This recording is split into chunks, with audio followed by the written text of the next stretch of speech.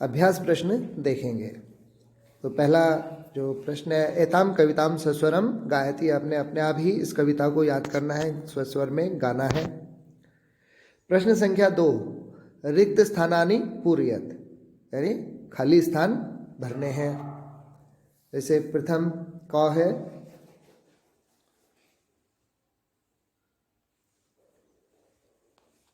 खाली स्थान वचनम और फिर खाली स्थान है। तो यहाँ पे क्या आएगा, अप्रिय वचनम त्यजनीयम, नहीं प्रिय वचनम, या हमें प्रिय वचन बोल रहे थे, प्रिय वचनम वदनीयम। पहले में आएगा प्रिय वचनम वदनीयम, दूसरे में है ख अप्रिय वचनम। तो जो अप्रिय वचन में क्या था, त्यजनीयम, अप्रिय वचनम त्यजनीयम। मातृवंदनम, यानी माता की वंदना, मातृवंदनम करणीयम, तो यहाँ पे आएगा करणीयम। तो इस प्रकार हम इनको रिक्त स्थान में भरेंगे। अब है एक पदेन उत्तरत, प्रश्न संख्या 3, एक पदेन उत्तरत, यानी एक शब्द में उत्तर देना है। प्रश्न संख्या क, कदा शीघ्रम शयनीयम, कि हमें कब शीघ्र सोना चाहिए। तो इसका उत्तर क्या आएगा, रात्रो। तो क का उत्तर है रात्रो, रात में जल्दी सोना चाहिए। ख, किम पुस्तकम पठनीयम, कि हमें कैसी पुस्तक पढ़नी चाहिए, कौन सी पुस्तक पढ़नी चाहिए। तो जो पुस्तकें हमें अच्छा ज्ञान देती है, जिनसे हमें कुछ सीखने को मिलता है, ऐसी पुस्तकें, यानी सद पुस्तकम, तो जो अच्छी पुस्तकें हैं उनको पढ़ना चाहिए। किम त्यजनीयम, यानी किसको छोड़ देना चाहिए। तो जो अप्रिय वचन हम बोलते हैं उनको छोड़ देना चाहिए। तो अप्रिय वचनम, इसका उत्तर होगा अप्रिय वचनम। घ, किम किम करणीयम, कि हमें क्या क्या करना चाहिए। तो हमें अच्छे कार्य करने चाहिए, यानी भद्रम भद्रम, भद्रम भद्रम करणीयम। तो यहाँ पे आएगा भद्रम भद्रम। तो इस प्रकार ये एक पदेन उत्तर लिखने हैं।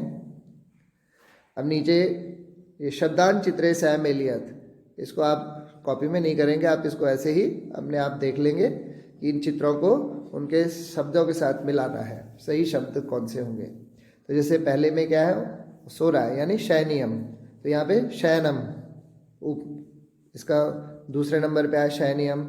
यहाँ पर बच्चा सुबह, सूर्य निकल रहा है तो मतलब सुबह उठ रहा है, तो होगा प्रातः जागरणम, तो यहाँ पे जागरण के साथ इसका उत्तर आएगा। अब यहाँ पर घर में कोई मेहमान आए हैं, उनकी हम आवभगत कर रहे हैं, तो यहाँ क्या है, अतिथि वंदनम, ठीक है, अतिथि वंदनम तीसरे नंबर पे। फिर चौथे नंबर पर है, ये अपने माता पिता को प्रणाम कर रही है लड़की, तो यहाँ पे ऊपर ये वाला आएगा मातृपितृ वंदनम, कि माता पिता को प्रणाम करना।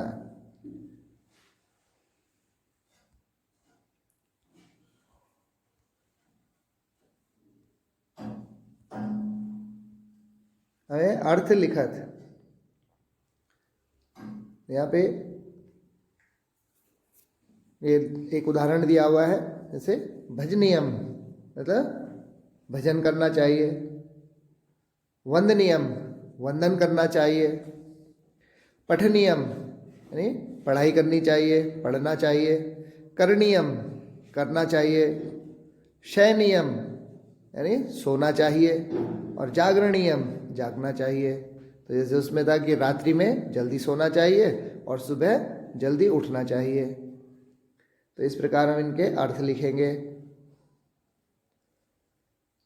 प्रश्न संख्या 6 है, कविताम पूरयत, कि एक कविता पूरी करनी है। तो यहाँ दिया हुआ है रात्रो शीघ्रम शयनियम, कि रात्रि को जल्दी सो जाना चाहिए।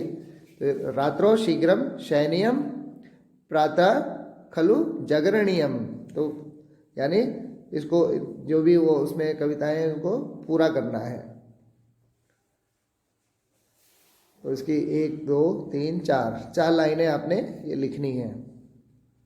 अब है वर्ण विच्छेदनम कुरुत, यानी वर्णों को अलग अलग लिखना है। तो उन जो जहाँ पर स्वर है, व्यंजन है, उसके अनुसार उनका विच्छेदन करना है। तो जैसे एक उदाहरण दिया हुआ है मंदम, तो मंदम में मौ, आधा नौ, दौ और आधा मौ आया है। तो आधा मौ यानी उसके नीचे हलंत लगाए तो वो आधा मौ होता है। अब जैसे पहले उसमें मौ है तो वो पूरा मौ है, लेकिन अंतिम मौ में हलंत लगाया, इसका मतलब वो आधा अक्षर है, यानी स्वर रहित है, उसमें स्वर नहीं आएगा। तो जहाँ आधे अक्षर होते हैं उसमें स्वर नहीं आते और बाकी में स्वर आते हैं। तो जैसे मंदम को हमने लिखा तो आधा म, उसमें स्वर जोड़ा औ की ध्वनि आ रही है, म में औ की ध्वनि आ रही है, तो आधा म लिखा और औ, तो आधा म में औ जोड़ा। फिर आधा नौ, क्योंकि पूरा नहीं है तो इसमें स्वर नहीं जुड़ेगा, तो नौ के नीचे हलंत लगाया। अब है मंदम, द बोल रहे तो उसमें औ की मात्रा आ रही है, तो आधा द और उसमें औ की मात्रा, औ का स्वर आ गया, और अंत में म, उसके नीचे हलंत लगाया तो आधा हो गया, तो मंदम। तो इस प्रकार हमने इन सभी के वर्ण विच्छेद करने हैं। अब जैसे वचनम, वचनम का वर्ण विच्छेद क्या होगा? व हलंत के साथ धन अ, तो व में, क्योंकि वह पूर्ण व्यंजन है, पूर्ण रूप से लिखा हुआ है, तो व और अ, तो व धन अ, तो व प्लस अ, फिर च प्लस अ, तो च में भी हलंत लगाएंगे और अ लिखेंगे। इसी तरह न हलंत प्लस अ और अंत में म, तो म क्योंकि अंत में आधा अक्षर है तो जैसा है उसको वैसा ही लिखेंगे, म हलंत। इसी प्रकार वंदनम, तो जैसे मंदम को लिखा था ऐसे ही वंदनम को लिखेंगे, व प्लस अ, न plus the plus a plus न प्लस अ और म। इसी तरह अतिथि, अ प्लस त प्लस ई, थ प्लस ई और आहा, अंत में आहा का विसर्ग भी लगा है तो आहा भी उसमें आएगा। तो इस तरह से इनका वर्ण विच्छेदन करेंगे। तो ये प्रश्न अभ्यास अब आप अपनी कॉपी में करेंगे।